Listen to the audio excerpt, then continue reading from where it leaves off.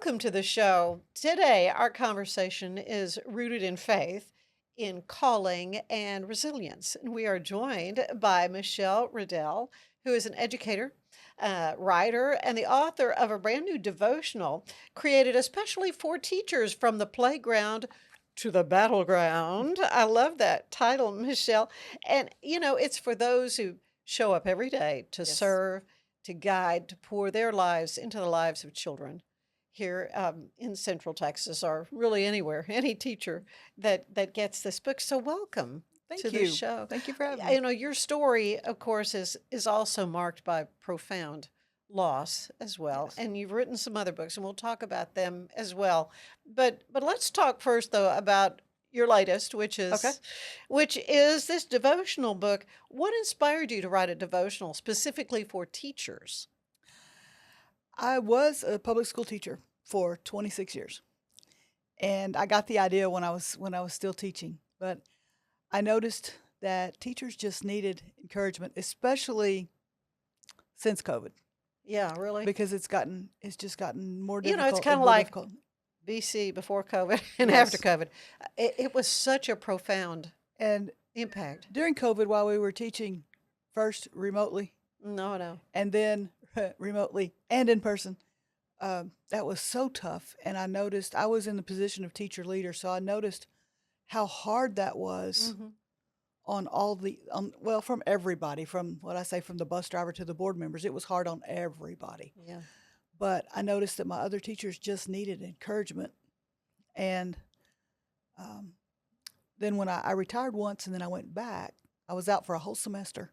And they called me and had me come back and work part time to Uh-huh. teach at the junior high, all uh, 20 of those 26 years in Robinson. Oh, yeah. And I was just thinking, teaching is harder than it used to be. And I kept hearing that phrase come up with teachers that have been teaching for a long time. Hmm. It's harder than it used to be. And I thought, why is that? Because we have all these advances in technology, Right. with all these things that should make it easier, but it's harder. Hmm. And as I walked into the junior high one morning, we have multiple buildings on that campus, so it's fenced. And I walked through the metal gate and it slammed. Oh, yeah. And I thought, It's like a prison. this is why. Yeah. This is part of why. When you've got this normal stress of lesson plans and grades and behavior and parent contacts and all of Yeah. these normal teacher things. And now on top of that, you've got, can I keep my kids safe? Right. Is it possible? Am I going to be able to keep my students safe? Hmm. And so I had a contract with a publisher, and I'd been thinking about writing a memoir, and then I thought about writing a different devotional, and I'd just kind of been wishy-washy about what to write. And I had prayed for my friend who was speaking to teachers at an in-service. Hmm. She said, I shared your prayer with the teachers, and they loved it. Oh. And this happened more than once. And she goes, Michelle, have you ever thought about writing a teacher devotional? And I said, well, I always Yeah. thought that would be my next book. She goes, why isn't it this book? Yeah, yeah. And so um, So she, how long ago was that when you started it? it was published in August, and it took me a year to write it. Okay. Um, After that conversation, she offered me her house. They live in East Texas on a lake. And she said, we're going on vacation. Uh-huh. She said, come stay in the house while we're gone and write your book. Well, good. And I wrote my first draft in 4 days at her house on the lake. And then through all the process of going through the publishing company, all the editing and all Oh, of the yeah. things. It's a Then tedious I started process. it in September, and it was published the following August. Oh, that is great. I So, loved looking. Of course, I'm not an educator, and my dad taught at Baylor, uh-huh, so but he was not like a classroom teacher you right. think of in public schools. But what I loved is that you had almost like tips of the trade Yes. in here, things that like Cheetos. Tell them about the Cheetos. Oh, I the love Cheetos, that. that's one of my favorites.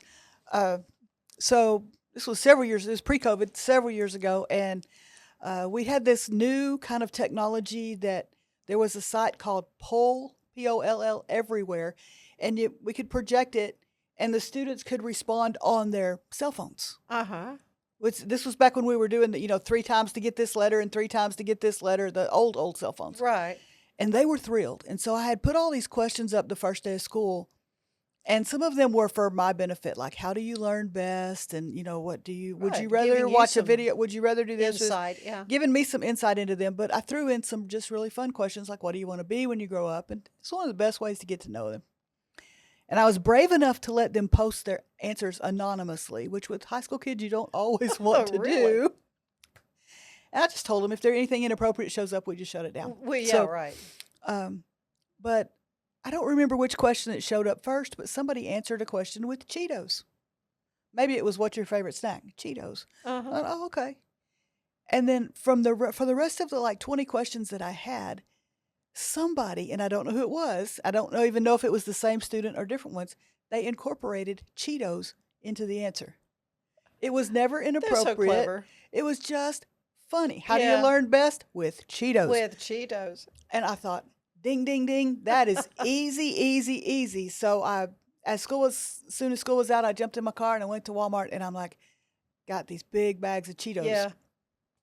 And I was only going to do it for that one class period because it wouldn't have meant anything to the others. Right, right.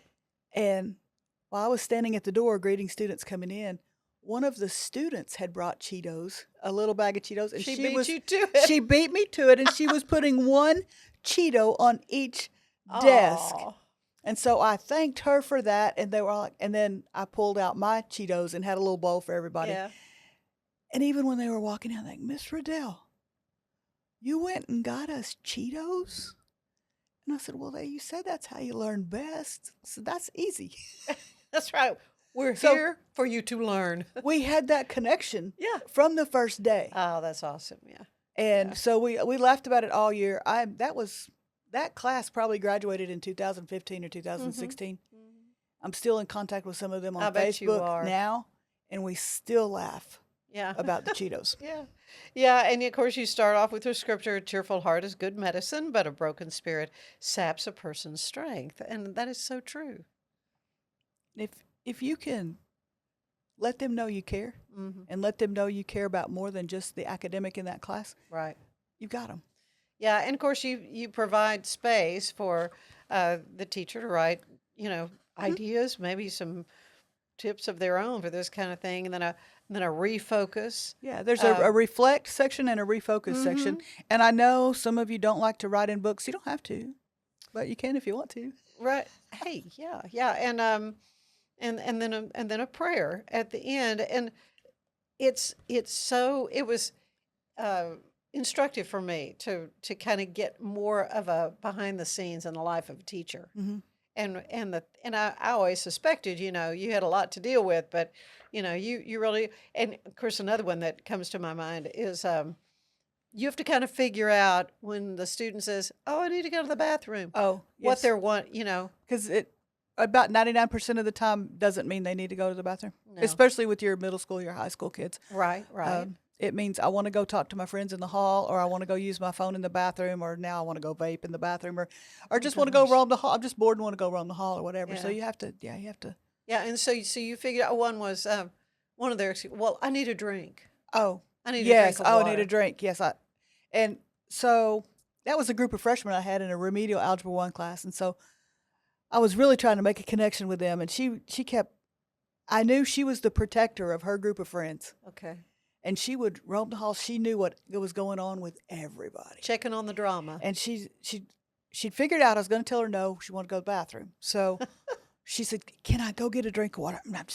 I'm parched, Miss Ruddell." Parched, yeah.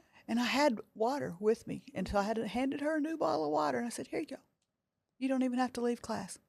"Oh, Miss Ruddell, I don't want to drink your water." And I'm like, "Sure, no, it's fine. You It's can have fine. it." It's yours. So for the rest of the year, I kept bottled water in the classroom, and would hand her one every time she got thirsty. And I guess it'd been I don't know, a few weeks or so, and she goes, "Miss Ruddell, are you bringing me water just so I don't leave your classroom?" I said, "You figured me out." Oh, teaching, I know is rewarding because again, you do hear from students It is. It's from yes. years before, but emotionally exhausting. So how does your devotional speak to teachers who may be struggling? I think it offers that hope and encouragement. I talk in most of the devotions about battleground moments and playground moments from the title. Mm-hmm. And playground moments are those that just warm your heart. Like, Miss Ruddell, did you just give me water so I wouldn't go out of your classroom? Yeah, yeah, yeah. And how to take those battleground moments, because some of them are going to happen when something comes down from the state that really doesn't make sense, or something comes down from administration that we don't like doing, but we do it anyway because that's our job, or dealing with a difficult parent, or, just the different things that are hard. How can we look for the joy in that? How can we see that the playground moments or the joy part is worth that? How do we see that that's part of our mission, part of our Mm-hmm. calling? All through Scripture, God calls people to do stuff, and very seldom is it all easy, Oh, yeah. or if ever. No, yeah. Everyone that God calls to do things, there's difficult parts and there's good parts. Mm-hmm. And if you can look for that joy, it kind of helps you get through the harder parts.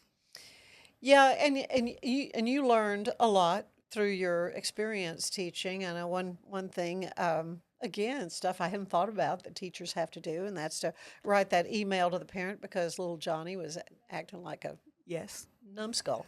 And so, and that's got to be draining too. Like, oh, I got to give them bad news or whatever. They need to know. Obviously, They the do. parents need to know. You've got to communicate. But you kind of flipped it and started writing emails to Yes. parents whose kids were making good choices. And Yes. that's worth $1 million. I think God gave me that idea. Yeah. I was teaching high school and I was single parenting 2 teenagers. And so I was teenagered out. I mean, I had not much patience left.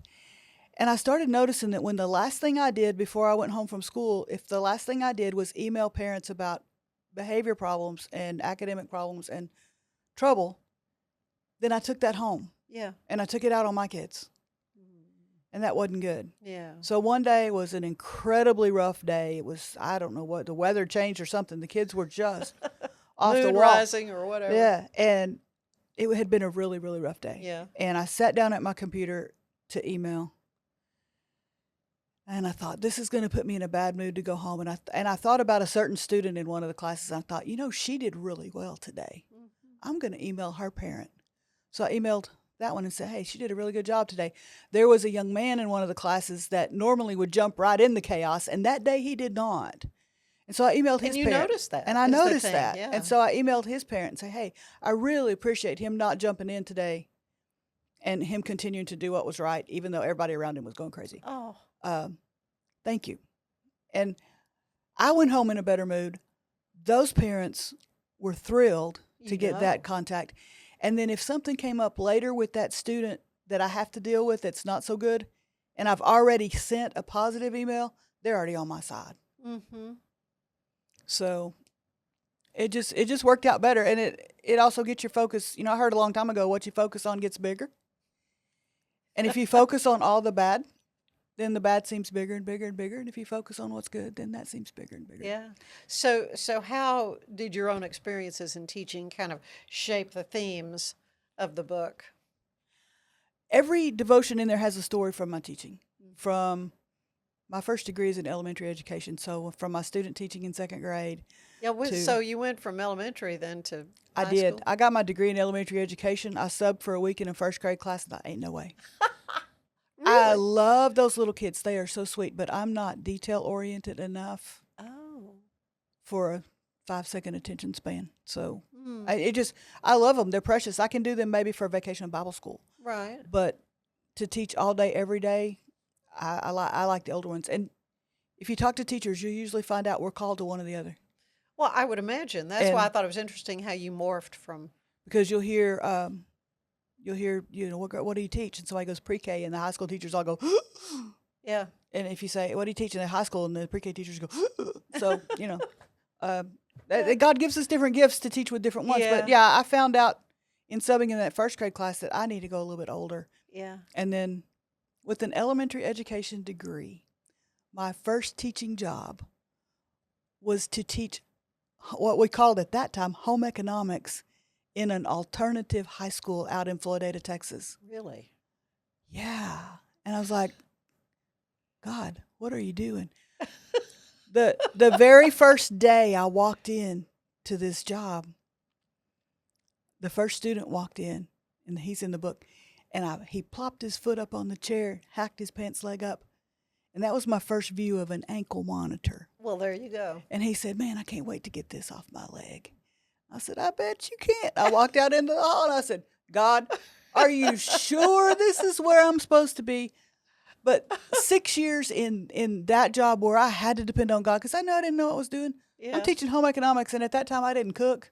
I I was didn't gonna say, you sew. have to kind of know how to sew and cook. I didn't yourself. sew, and I didn't clean unless it's absolutely necessary. So, but You all learned along we the way. all learned along the way. I learned that there are kids out there that have a much different background than mine. I learned to consider the story behind the behavior. I learned so much from 6 years in that school, and we had an all-Christian staff, and we only had about 40 students. So our witness there was incredible. Impactful, yeah. Impactful. And then God moved us, me and my two girls, from Floydada, Texas, out in the Texas Panhandle, Yeah. to Waco. Wow. And I told God, when the pastor said, "What keeps you here? You don't have family here. You're a teacher. You could go anywhere." And I said, "Okay, I'll go anywhere but Waco." So where do you go? That's a whole nother story. But Okay. I was hired to teach at Robinson High School over the landline telephone. This was 2004. Over the landline telephone from a hospital bed where I'd had major surgery the day before. And he said, "Are you interested?" I said, "I'm interested. I'm still looking." He said, "Can you come next week for an interview?" I said, "I'm sorry, I can't." Yeah. He goes, "Well, why not?" And I said, "Because I had major surgery yesterday and I live 6.5 hours away." Yeah. He called me back the next day and he said, "How about an interview over the phone?" And that was before Zoom, before any of that. People didn't do that. Didn't do that, yeah. And he interviewed me over the phone, called me back the next day, and offered me the job. Okay. So you did come So to I the Waco area. came to Waco. I'm still here, still in the same house. I taught at the same school for 20 years, and then, Yeah. God knew exactly what he's doing. Well, so much more to your story, though, Michelle, and I want to hear about Matthew. Oh, So when we come back, we will learn more about Michelle's life and how it has impacted her work as an educator and as a writer as well. So stay with us. There is more of the show ahead. So it's football season, and we can create your outdoor tailgating spaces that is actually a part of your home. Bifold doors that tie in the inside and the outside, and you can gain anywhere from 1,000 to 5,000 square feet living space, all while taking in the big game, poolside. Call us at Gather & Co. Kitchen and Bath, where we can create your unique tailgating space.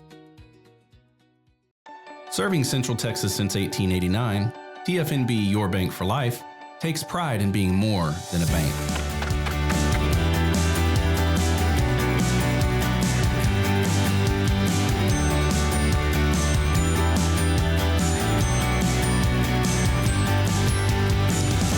At TFNB, we remain committed to these principles. If you value them too, come join us. TFNB, Your Bank for Life. Today's show is brought to you by the Heart of Texas Home Builders Association. Don't miss this year's Home Products Show. It's January 31st and February 1st at the base at the Extraco Event Center. You'll see everything from home construction to remodeling, start to finish. Tickets are $5 at the door. I'll see you there. Ready for a better kind of primary care? At Patient First Direct Primary Care, you get unlimited office visits with same-day or next-day availability. And instead of rushed appointments, we take the time to actually listen. There are no insurance hassles, just clear, simple care. You can reach us by phone or text because access shouldn't be complicated. Our practice has expanded to include Medicare-age patients as part of our direct primary care model. It's a fresh alternative to the traditional insurance or government-driven systems, care that finally puts you first. For more information, go to patientfirstdirect.com. My house has a new glow. I love my windows. Universal Windows Direct. I let in the sun rays. More of the heat stays. Universal Windows Direct. Right now, buy one window, get the next one free, plus no interest and no payments for 24 months. I love my windows. They've got that brand new home effect. Universal Windows Direct. It's time to start something new at Allen Samuels. Drive in with huge savings on all of our Chrysler, Dodge, Jeep, and Ram vehicles. From the trail-conquering Jeep Grand Cherokee, towing in style with a Ram Heavy Duty, or cruising the city in a sporty and luxurious Ram 1500, we've got the perfect ride for you. Stop by Allen Samuels in Waco, where we make car buying easy. Come by. Let's be friends. Don't miss the Home Product Show Saturday, January 31st and Sunday, February 1st at the base at Extraco Event Center in Waco.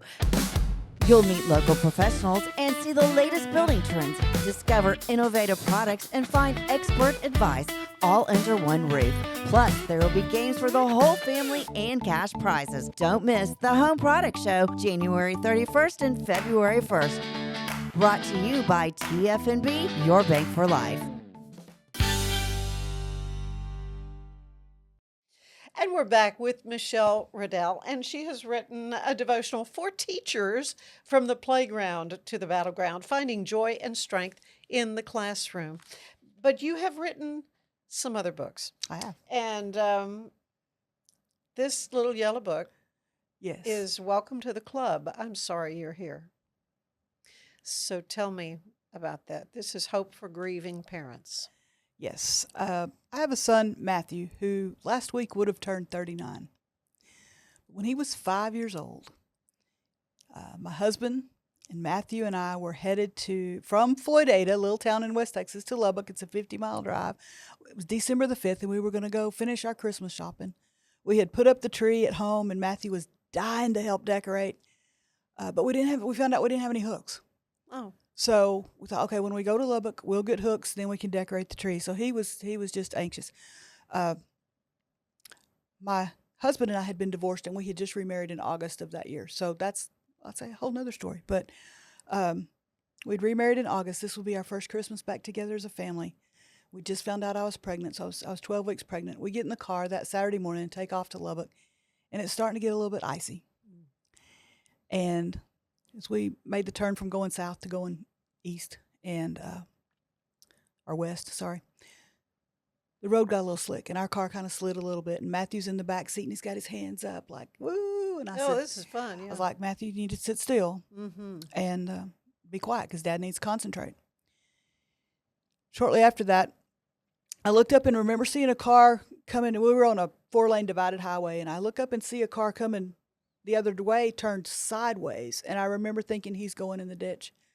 And that's the last thing I remember until I woke up in the car with the dash broken. And it took me a while to figure out what in the world. Figured we got hit.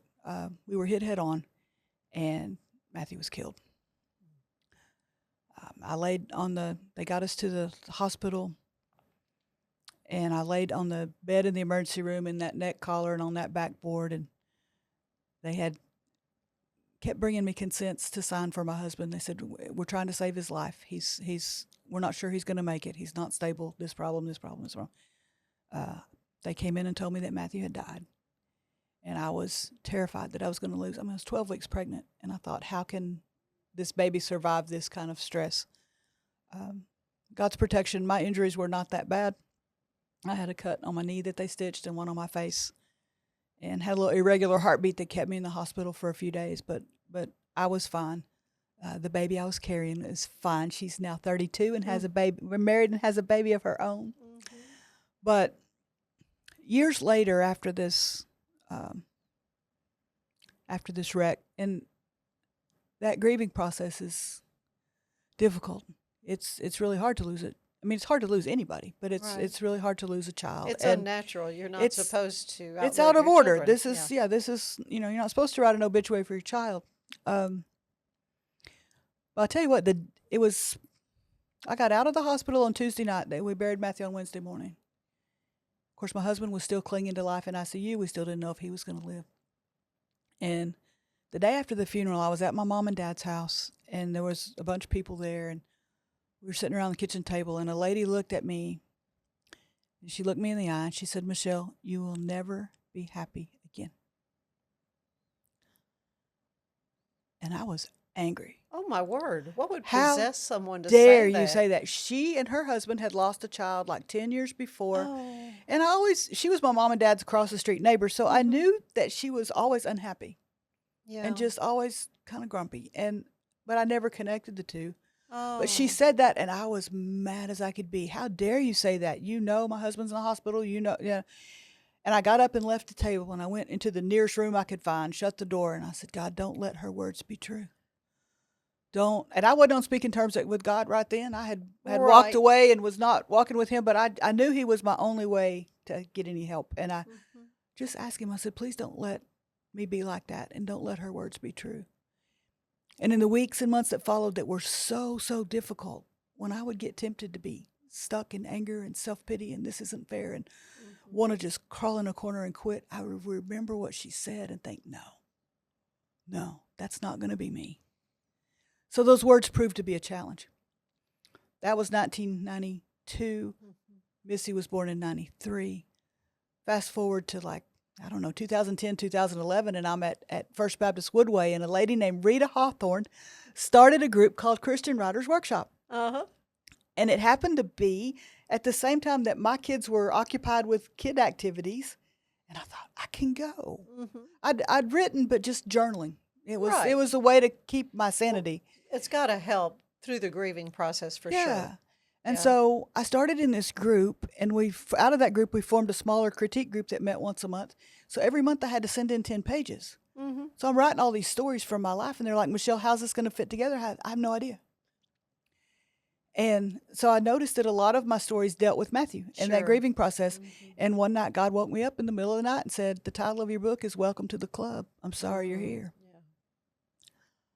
And so then I started putting those stories together about Matthew, about the wreck, about the funeral, about the neighbor saying those things, about things that people say that are helpful and things that people say that are not so helpful, and about what I've learned from other people who've lost children, and just putting those stories together. And I got here and I thought, okay, God, what next? And he goes, no, that's the end. You notice it's a really short book. Yeah, it's a very small book. And I said, God, are you sure that's the end? He said, that's the end. But I've had so much positive feedback from people that said I never would have picked it up if it was 100 pages. Right. I never would have picked it up. So people that are in fresh grief and new grief and in deep grief don't want to read 100 pages or 200 pages, but they'll read 37 pages.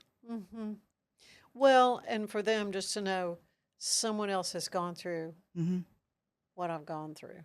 I mean, I think that's kind of the hardest thing when you're wanting to say something of comfort to a grieving friend. That you end up saying the wrong thing, but that's just preposterous. That someone you will never be happy again. Yes. Well, you're going to have a baby. At least there was going to be joy with a new right. I mean, that's just does bizarre. that baby replace the other one? Absolutely not. No, of course not. But still, that's anyway.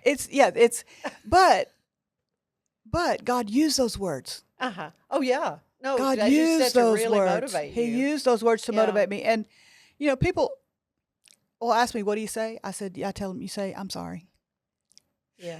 It's not the time to quote Romans 8:28. Right. It's not the time to say, oh, you'll have another baby. It'll be, I'm sorry.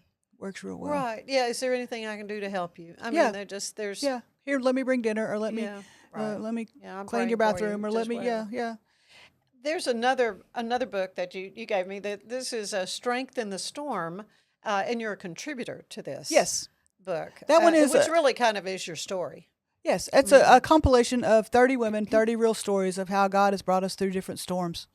There's stories in there of physical challenges, of grief stories, of abuse stories, all kind of different stories. There's 30 of us, and we won a Selah Award. We got second place, but it's a powerful little book. Selah is silver. That's a big deal. Yeah. A lot of contributors to this. So, which kind of leads us to another thing that you do, and that's a podcast. You do a podcast called Living Truth Together, Rooted and Real.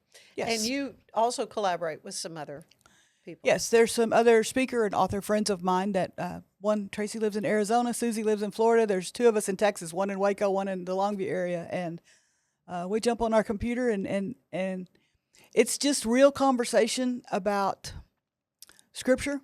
One of us usually starts with a story a life story, some experience we have Mhm. throughout life.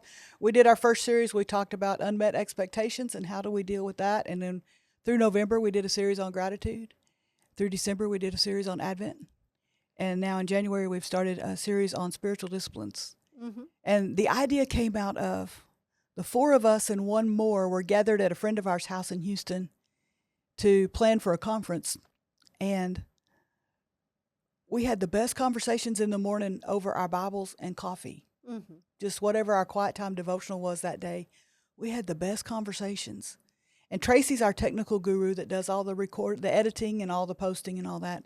And so she approached us. She said, let's do a podcast. Yeah. She goes, those conversations were so meaningful. Let's do the pod. So it's like a conversation around the table Mhm. with the four of us. And we started about last July, I think was our first one aired. So they can be found Spotify It can be found on Spotify and YouTube. and YouTube. So you can see the video of you guys Yes, you can talking see the if you video of want. us talking, or you can just listen. So Mhm. Um, After certainly the devastating loss that you experienced with your son Matthew at 5, I just cannot even get my head wrapped around it. But that can cause a crisis of faith. Did you experience that? mine was kind of a unique story that way. Background, I told you my husband and I had remarried. So we married the first time in 1985. Matthew was born in 87. In 89, he was arrested for burglary and sent to prison. And I divorced him. And you know, with good little Baptist girls, we don't get divorced. Yeah. And so I felt really guilty. And that's when I had my crisis of faith. Oh. How can I be a good Christian and be divorced? Hmm. How could I be a good Christian and choose this man to be the father of my child? How could I have been a good Christian? I've messed up too bad. I can't ever be forgiven. God will never love me again. And I believe that. And so I ran off in the wrong direction. I thought I've messed up too bad. Might as well. It doesn't matter. Keep messing up. Yeah. So then when he got out of prison a couple years later and came back all clean and sober, Mhm. and I thought, you know, little boys need their daddies. Yeah. I love this guy. Surely he's learned his lesson. And we married again. Yeah. And then we lost Matthew. And rather than driving me away from God, I think that drove me back to him. Mhm. Because I knew that the only way I could make it through that grief was with God's help, regardless of what I had done. He died in 92. Missy was born in 93. Valerie was born in 95. And then in 1997, it had gotten so bad, the physical abuse, the verbal abuse, the emotional abuse, to the point that my 3-year-old walks up and says, "Is my daddy going to kill you?" And she had witnessed some things that could have been very true.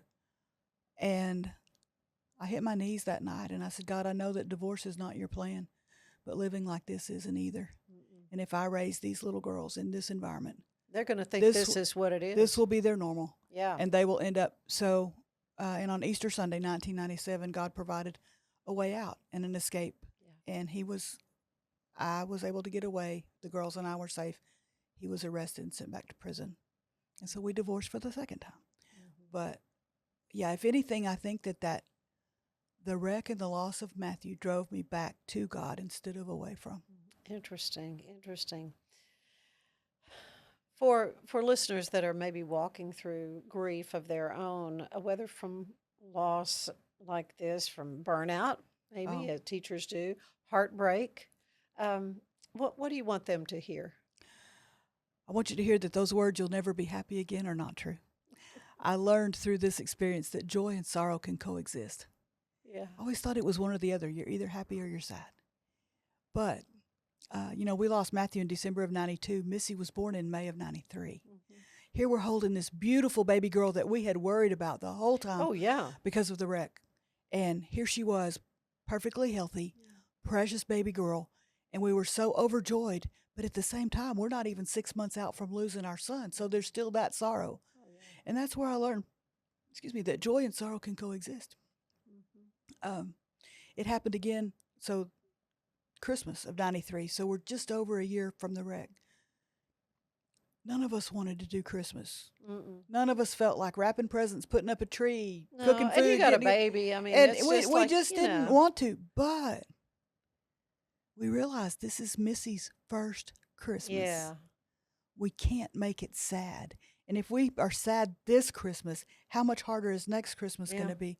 So we got a totally different kind of tree, and we decorated it, and we did Christmas. Yeah. Now, were there tears? Absolutely. Yeah. But was there joy also? So I learned that joy and sorrow can coexist. Mhm. And I've learned how to kind of cultivate that joy. You can do that by practicing gratitude. Sometimes making a list helps. You can do that by helping others. You can do that by staying in God's Word. And through prayer, there's just ways to look for that joy. When that first little laugh bubbles up in that grief, it can surprise you and shock you, but don't let it make you feel guilty. Right. Because experiencing joy doesn't mean that grief didn't happen. It doesn't mean that you're not still sad. It doesn't mean you don't miss that person or that relationship or whatever it is you've lost. It just means that God has filled this world with joy, and that it still exists even in the middle of loss. I tell And you deserve it too. I tell people that are grieving, I said, be gentle with yourself, especially when that grief is new, because walking and breathing are going to take all your energy. Let somebody else take the trash out and do the dishes. Right. To just be gentle with yourself. The other most important thing I think somebody told me was, don't let anybody tell you what your grief timeline should be. That is an individual process for each person. You don't want to get stuck in any of the anger or you're gonna be 5 steps those stages you go through, and you're gonna go through those stages, right? But you don't want to get stuck in any of them. I think that neighbor, she but was stuck. I think she was stuck. Yeah. After I wrote this book, somebody asked me, she said, have you been in contact with that neighbor? And I tried to look her up, but I couldn't find her. Yeah. I wanted to tell her how much those words challenged me and how they meant a lot how to you. they Oh, well, it's been a real treat for me to get to hear from you, to get to visit with you and get to know you better. And you have such wisdom, and my hat's off to anyone who's been an educator, because I've told the story, but my dad always said, you need to get your teacher certificate so you'll have something to fall back on. And I'm like, not going there, not going there. So I am so grateful for those who have chosen to do that. Are you saying that those who aren't teachers might enjoy this book as well?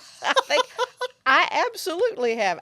Well, because it's instructive, and you have so many great ideas of things that you've done in your classroom, and ways to, kind of lighten the load of the daily grind, I guess, and then of course your profound story with the loss of your precious little boy. I just cannot imagine what it is. But welcome to the club. I'm Sorry You're Here by Michelle Ruddell, and this would be something good to have. Maybe have several copies of this, just in case you come across someone who's experienced this kind of loss. They're all available on Amazon. The devotional is also available on my website right now. We're working on getting the other two available from my website, but they're available on Amazon anytime. Okay. So. Thank you so much. Thank you Appreciate for letting me come and share. Yeah. Stay with us. There is more of the show ahead. So it's football season, and we can create your outdoor tailgating spaces that is actually a part of your home. Bifold doors that tie in the inside and the outside, and you can gain anywhere from 1,000 to 5,000 square feet living space, all while taking in the big game poolside. Call us at Gather & Co. Kitchen and Bath, where we can create your unique tailgating space.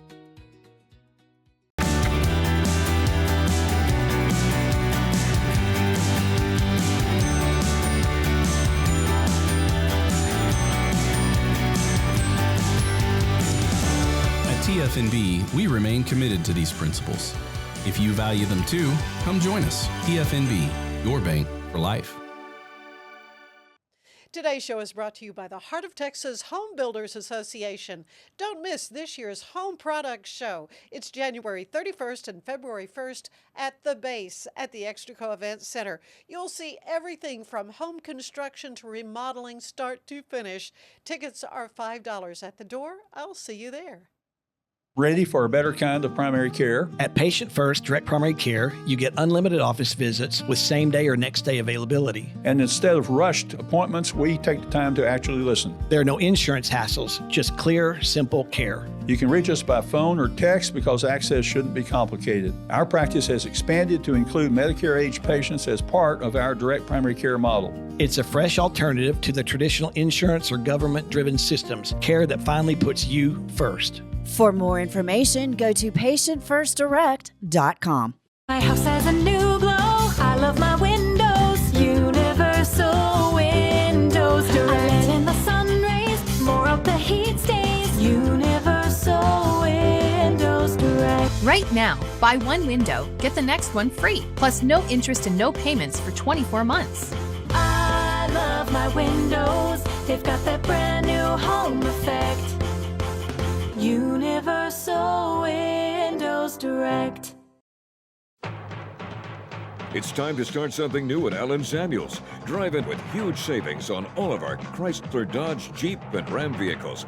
From a trail-conquering Jeep Grand Cherokee, towing in style with a Ram Heavy Duty, or cruising the city in a sporty and luxurious Ram 1500, we've got the perfect ride for you.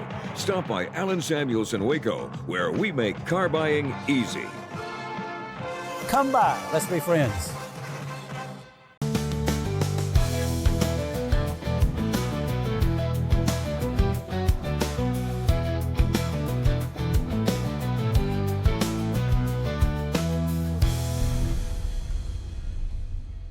At Mitzi, we believe the right light can transform any space. Mitzi has the perfect design for you. Beautiful, well-made lighting without the high price tag. Discover your perfect light at Mitzi.com. That's MITZI.com. Mitzi.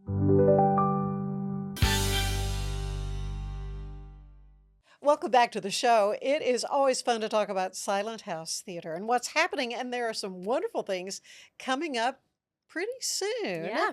And one is a wonderful play, Romeo and Juliet. Yes. Doesn't get much better than that, right? No, From Brazil. Thanks for joining us. It's a classic that everybody knows and loves, but of course it's a silent house show, so it'll be a little bit different. It's always a little bit darker, a little bit edgier. And it's going to be in a wonderful venue, and that would be the Madison Cooper House, the home of the Cooper Foundation. Yes, we will be there February 9th through the 15th.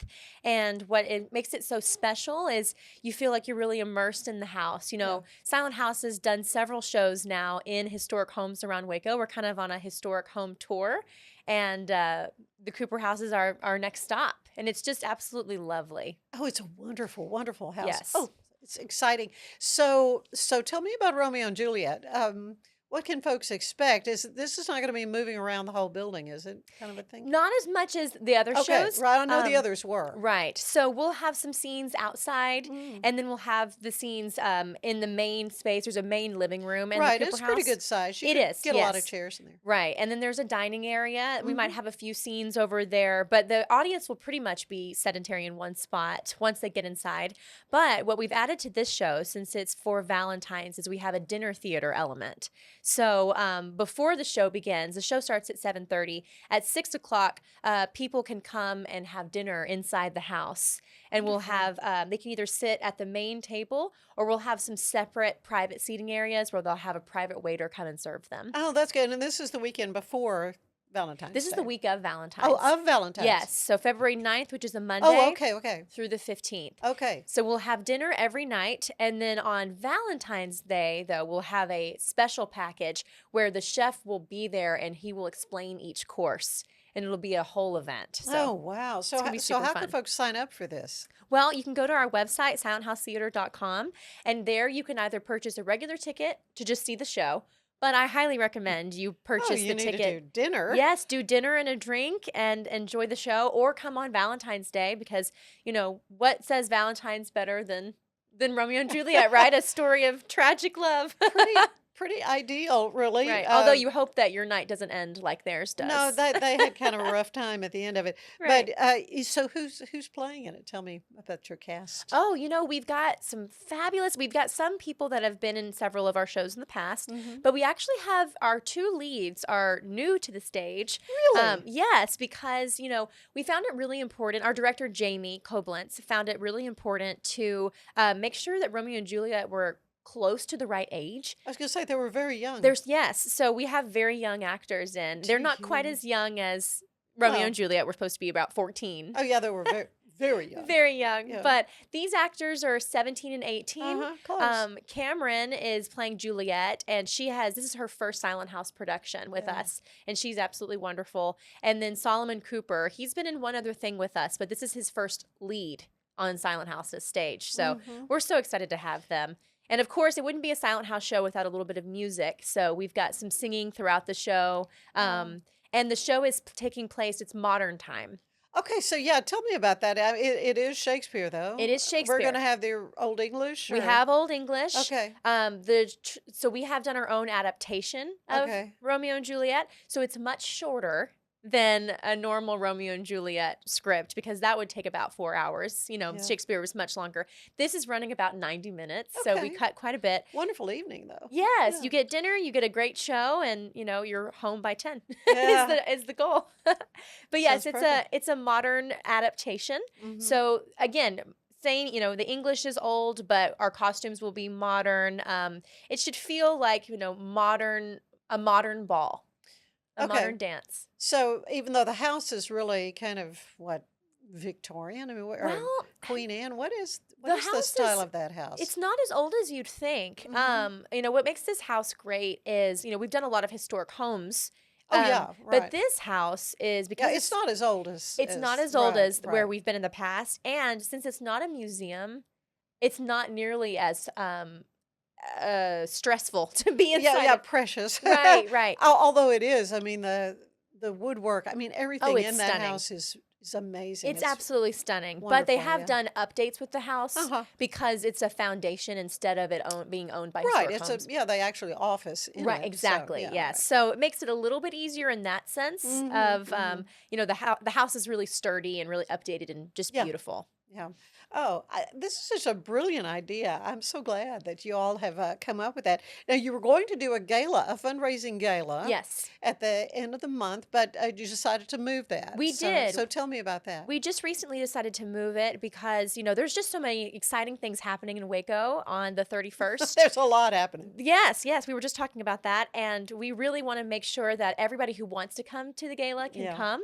So we decided to move it to March 6th. Good. Which is a Friday night, and it's going to be at the Performing Arts Community Center, the PAC on Austin the PAC Avenue. is a great venue for all kinds of things. Oh, it's going to be wonderful. Yeah, so what are you planning to do for that? Well, so it's called the Silent House Swap.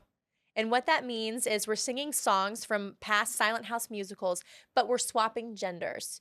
So girls sing boy songs, boys sing girl songs. So it's going to be a really fun night. You get to sing songs that you never get an opportunity to sing, Okay, so give me some examples. What are we talking? Well, like our friend Adrian, he is a lovely singer, and he's going to be singing "There Are Worse Things I Could Do" from Grease.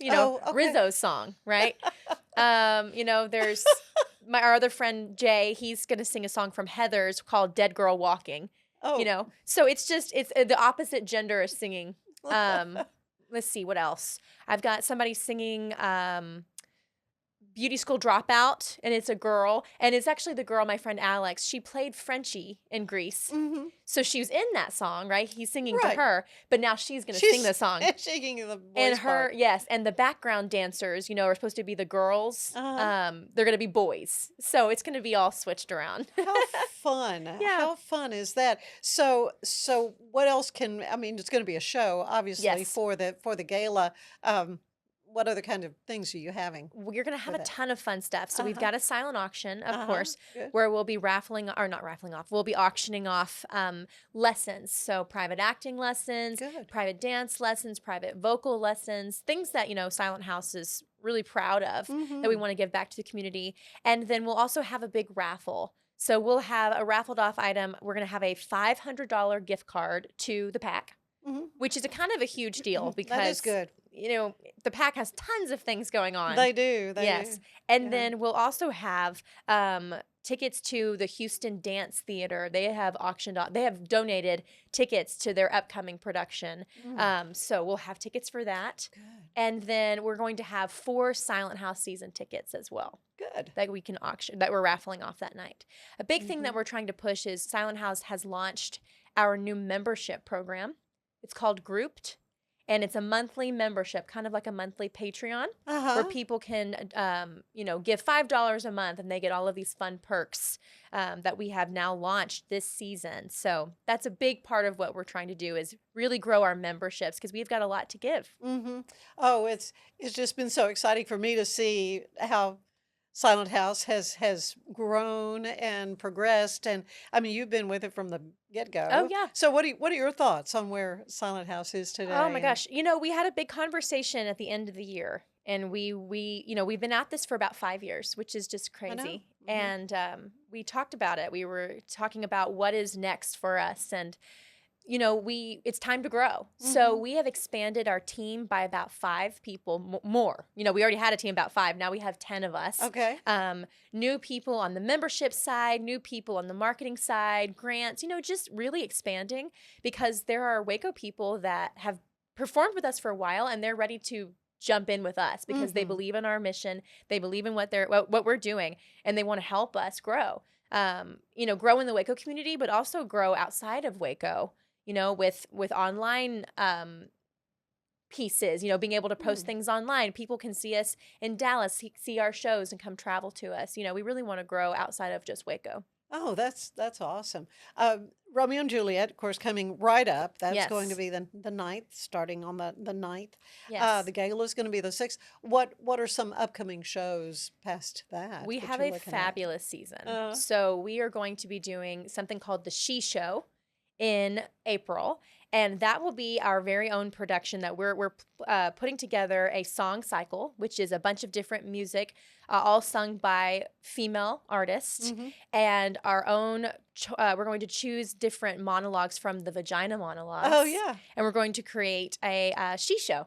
It's for women only, kind of a girls' night out thing. Fun. So that's coming in April. And then we'll come in June with our first musical of the season, Jesus Christ Superstar. Are you really? Yes. So that's coming in June. We're very excited for this. It's going to be huge. And Now that's a then- big cast. It is a big cast and dark and edgy and all the things Oh, the yeah. Silent House is looking for. That's right. Fits right in. Yes. And then in August, we'll go to the Jubilee Theater and do All My Sons, Arthur Miller's All My Sons, to give you a classic, dark, edgy play. Yeah. And then we will round out the season with the Rocky Horror Picture Show.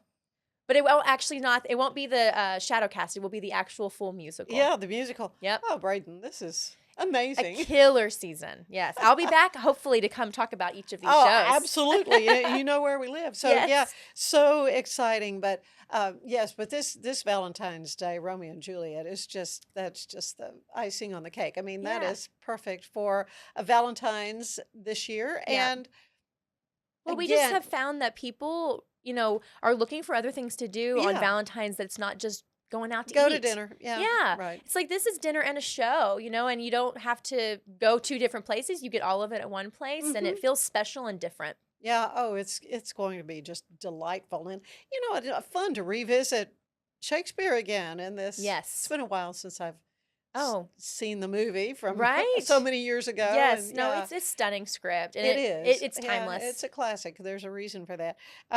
Yes, but wonderful what you're planning to do to raise money for Silent House to Yeah. continue going strong. We do. We yeah. want to stick around for the next 5 years. We're really proud of what we do, and the only way to continue is to grow. Grow with new people, grow financially, be on more shows like this. Just to get the word out about who we are and what we do. And so the best way to find out more is what? Yes, so going to our website, silenthousetheater.com, that's where you'll find tickets to the gala, which will have an updated date of March 6th. Yeah. Tickets to Romeo and Juliet will be there as well. And also season tickets. We are doing our season tickets right now. Oh, that's good. Yes, so this is a perfect time And to you've buy. just heard how wonderful the season's going to be. Yes, you're going to want to go to all of it. You're So going to want to not miss one you of them. might as well get the season tickets and save Yeah. some money. And also, you can go follow us on Instagram at Silent House Waco or Facebook at Silent House Theater. Oh, it is just so wonderful to see how vibrant the theater community is Yeah. in Central Texas now. And Silent House has just been such a wonderful addition. Thank you. Thank that you. wonderful piece of that puzzle that, it's going to be great. So, We certainly hope so. yeah, Thank yeah. you. Thank you, Braden, for coming. Stay with us. There is more of the show ahead.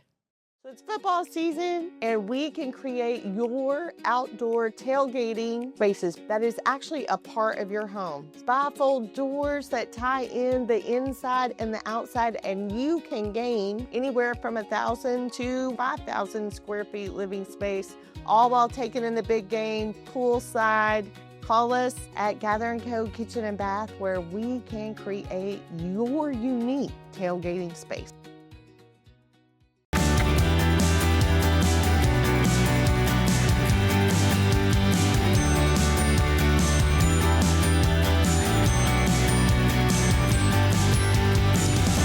At TFNB, we remain committed to these principles. If you value them too, come join us. TFNB, your bank for life. Ready for a better kind of primary care? At Patient First Direct Primary Care, you get unlimited office visits with same-day or next-day availability. And instead of rushed appointments, we take the time to actually listen. There are no insurance hassles, just clear, simple care. You can reach us by phone or text because access shouldn't be complicated. Our practice has expanded to include Medicare-age patients as part of our direct primary care model. It's a fresh alternative to the traditional insurance or government-driven systems, care that finally puts you first. For more information, go to patientfirstdirect.com.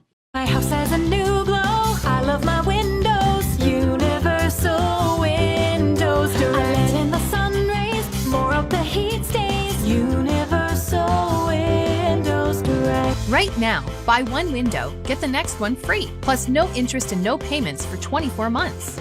I love my windows. They've got that brand new home effect. Universal Windows Direct. It's time to start something new at Allen Samuels. Drive in with huge savings on all of our Chrysler, Dodge, Jeep, and Ram vehicles. From the trail-conquering Jeep Grand Cherokee, towing in style with a Ram Heavy Duty, or cruising the city in a sporty and luxurious Ram 1500, we've got the perfect ride for you.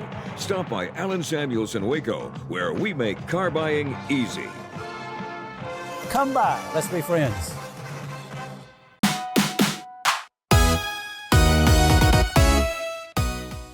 This is the last weekend to join Waco Civic Theater for Songs of a New World, where Tony Award-winning composer Jason Robert Brown weaves a breathtaking tapestry of stories, emotions, and possibilities, capturing the essence of what it means to stand at the precipice of change. Through a dynamic collection of songs, this contemporary musical explores life's defining choices, from love and loss to hope and resilience. Songs for a New World is more than a musical. It's an experience that reminds us the endless potential in every new beginning. You can also join the Women of Waco for Level Up 2026, an exciting event at the AC Hotel downtown Waco on January 30th. Get ready to network, learn, and have a great time with like-minded individuals, all starting at 9:30 a.m. This event is your chance to take your skills to the next level and connect with industry experts.